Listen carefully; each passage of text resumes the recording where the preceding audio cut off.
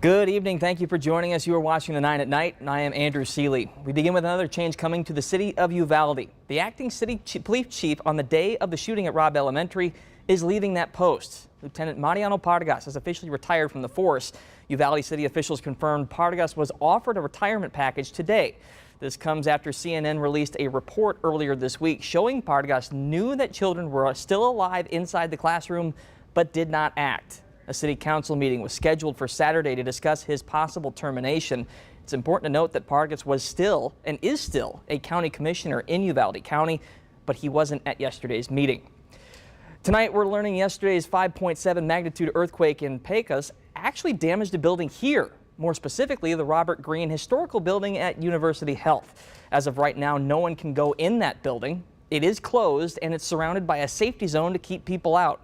The administrative services that were in the building have been moved, and engineers are looking at other buildings on the hospital campus to see if they're damaged as well. The bombshell lawsuit a former San Antonio Spurs psychologist filed accusing player Joshua Primo of exposing himself has been partially settled with the team, not the player as of yet.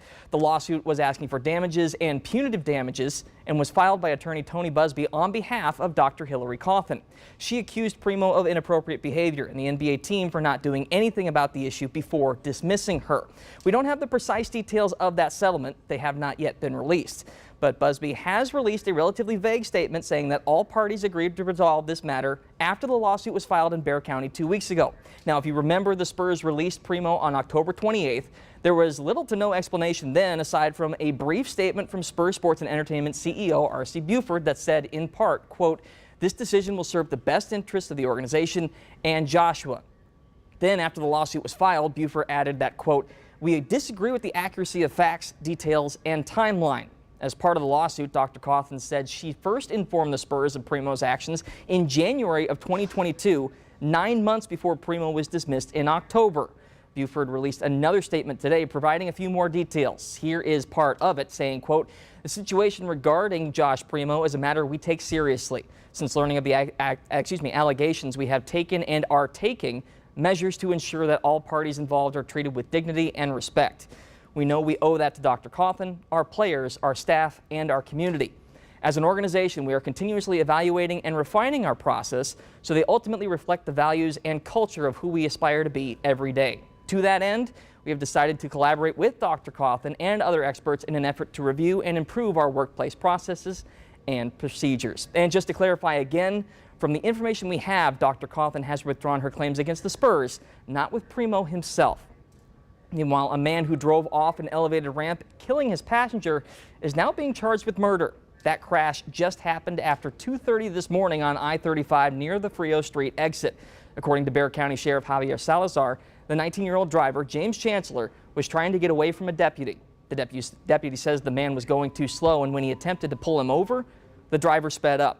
The driver then lost control of the car. It flew off the elevated highway and smashed into the ground below. The vehicle traveled, I believe they're telling us, about 110 feet after leaving that roadway and probably tumbled end over end and barrel rolled. The 33-year-old woman in the passenger seat that later died at the hospital. Deputies say the man had several outstanding warrants, a gun, and a possible stolen checkbook. Sheriff Salazar also says when the car flew off the highway, it hit a memorial dedicated to a previous crash victim. In other news, an investigation is underway tonight after a teen was shot walking through the gate of an apartment complex. The shoot happened around 1 this morning at the Pecan Valley Apartments along W.W. White Road. According to SAPD, the 14-year-old boy was walking through the pedestrian gate at the complex. Officers say a car drove by and began shooting, hitting the boy in the leg. The boy was taken to Brooke Army Medical Center, where he's expected to be okay. The teen says he did not see the shooter. And now take a good look at your screen here. San Antonio police and Crime Stoppers are asking for help identifying a robbery suspect. According to SAPD, this man went into a store on Military Drive with a handgun and held a 76-year-old woman at gunpoint. Police say he demanded cash, lottery tickets, and vape pens. If you know who this is, call Crime Stoppers at 210-224-STOP. Now let's take things outside and get you ready for this weekend. Here's meteorologist Mia Montgomery with your forecasts.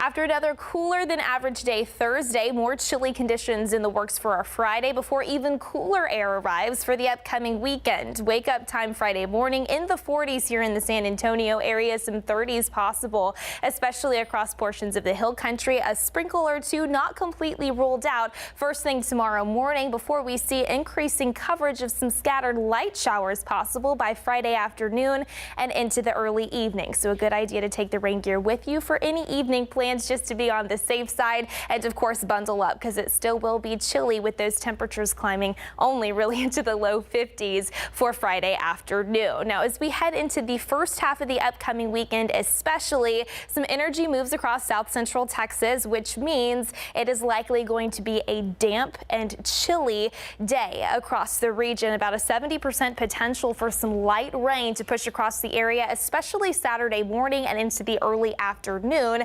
Still cold out there for our Sunday. Gloomy conditions continue into early next week, but a slight warming trend just ahead of Turkey Day.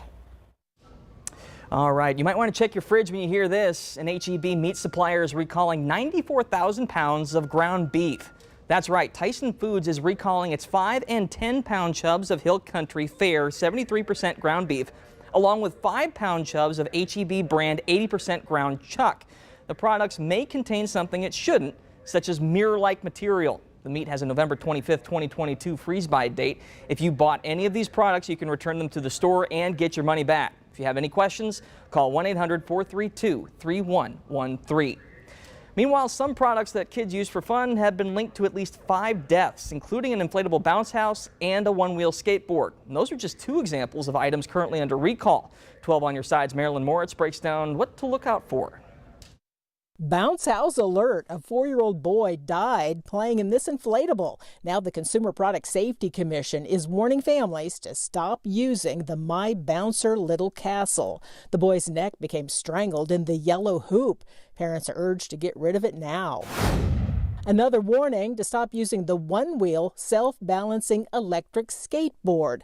Regulators say it has a fatal defect, ejecting riders. At least 4 people have died in the last 3 years. Several more suffered head trauma, paralysis, and other injuries. The company, Full Motion, is refusing a full recall, saying its product is safe when used with basic common sense safe rider principles.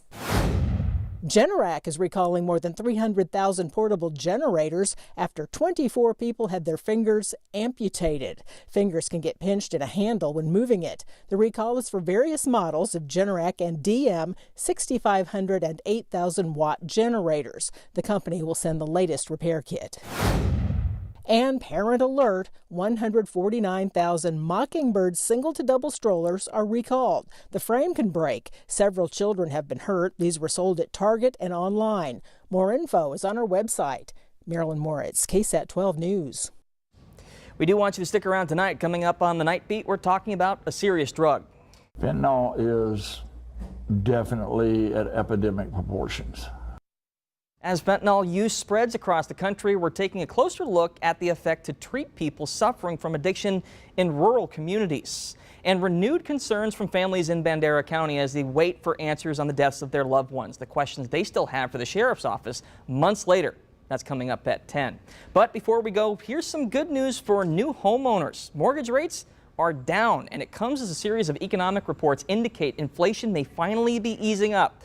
The 30-year fixed rate averaged 6.6% this past week, and that may sound high, but it's actually down from around 7.08% the week before.